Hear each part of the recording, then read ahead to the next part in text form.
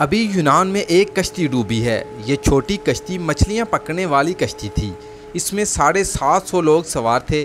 कश्ती यूनान से लगभग 80 किलोमीटर दूर थी। खदशा है कि हादसे में 500 से ज़ायद लोगों की जानें चली गईं। इसमें 300 पाकिस्तानी भी सवार थे।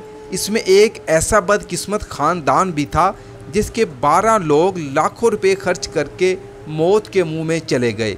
एक ऐसा बेटा भी था जिसके बाप ने एजेंट को 25 लाख रुपए अपने हाथ से दिए। एजेंट ने जहाज़ के ज़रिए इटली पहुंचाने का वादा किया, लेकिन इस बदकिस्मत कश्ती में बिठा दिया। ये अब तक का दूसरा खौफनाक तरीन हादसा है। इससे पहले 2015 में भी इसी तरह का एक खौफनाक हादसा पेश आया था। लीबिया से इटली जाने वाली कश्ती डूबने से 1100 लोग मारे गए। आखिरकार वजह क्या है कि लोग सब कुछ मालूम होने के बावजूद ये सब करना चाहते हैं? गैर कानूनी तरीके से बॉर्डर क्रॉस करने को क्या कहते हैं? ये लोग बॉर्डर क्यों क्रॉस करते हैं और ये सारा प्रोसेस कैसे काम करता है? गैर कानूनी तरीके से बॉर्डर क्रॉस करने के अमल को डंकी कहा जाता है। डंकी एक इंतहाई खतरनाक और महंगा तरीन अमल है। ये ना सिर्फ जेब पर भारी है बल्कि जान जाने का भी खतरा होता है। यूरोप जाने के ख्वाब देखने वाले नौजवान पाकिस्तान में मौजूद एजेंट को लाखों रुपए देते हैं।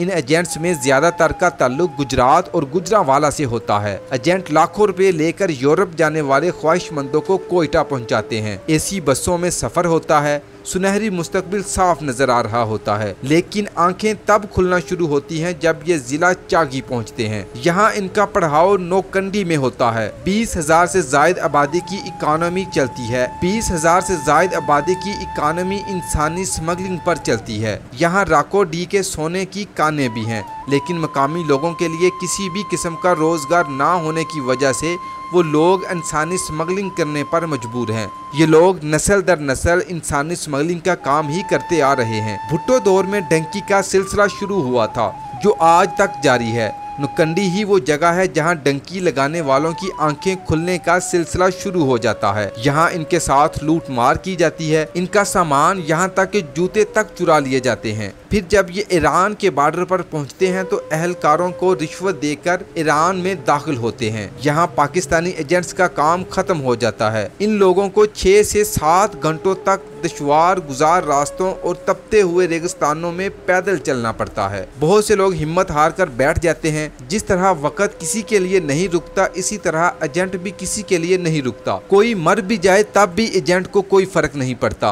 पीछे रह जाने वाले किस हाल में हैं, किसी को उनकी कोई परवाह नहीं होती। इन एजेंट्स को सिर्फ अपनी मंजिल पर पहुंचना मकसूद होता है। ईरान में अब ईरानी एजेंट्स का काम शुरू हो जाता है। ये अपने पैसे पहले लेते हैं।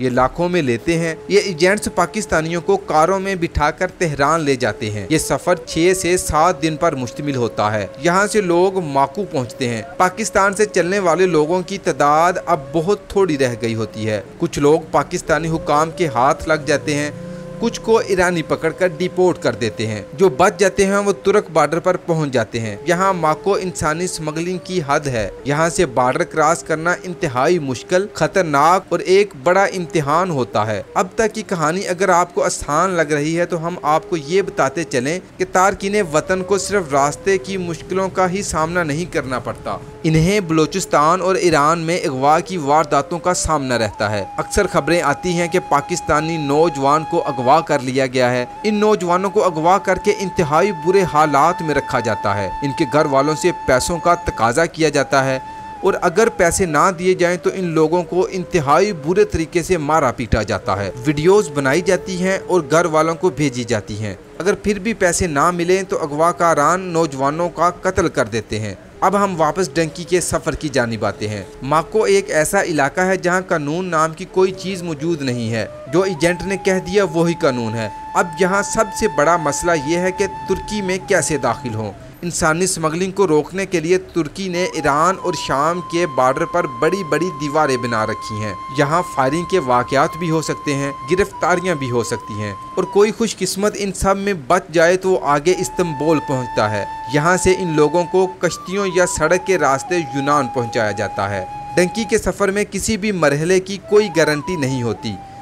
कहीं भी किसी की भी जान जा सकती है। किसी को भी अगवा किया जा सकता है। यहाँ हुक्काम इसे पकड़कर डिपोर्ट कर सकते हैं। एक अंदाजे के मुताबिक पाकिस्तान से सालाना 30 से 40 हजार लोग डंकी लगाते हैं। एक और अंदाजे के मुताबिक रोजाना 3 से 3,500 लोग ये पुरखतर सफर तय करते हैं। हुकूमती सतह पर इसके दुरुस्त अदाद-ओ-शुमार मौजूद नहीं है। अब तो खवातीन और बच्चों ने भी ये सफर करना शुरू कर दिया है। ये वो बच्चे और खवातीन होते हैं जिनके घर वाले पहले ही डंकी लगाकर यूरोप में सेटल हो चुके होते हैं। अब वो अपने घर वालों को भी इसी रास्ते से इनकी जानों को खतरे में डालकर यूरोप बुलाते हैं। कहा जाता है कि डंकी लगाने वालों में से 10 में से एक शख्स जरूर यूरोप पहुंच जाता है। डंकी के सफर में लोग पहले भी मरते रहे हैं। अब यूनान में जो सानिया हुआ है ये एक इंतहाई खतरनाक और दिल दहला देने वाला वाकया है। अब हमारी हुकूमतों और इदारों को मजीद इसी तरह के सानिया का इंतजार नहीं करना चाहिए। फौरी तौर पर इस हवाले से एक्शन लेना चाहिए। ये मौत का सफर अब बंद किया जाना चाहिए ताकि कई माओं के लाल, कई बहनों के भाई और कई सुहागनों के सुहाग और कई बच्चों के बाप बेमौत ना मारे जाएं।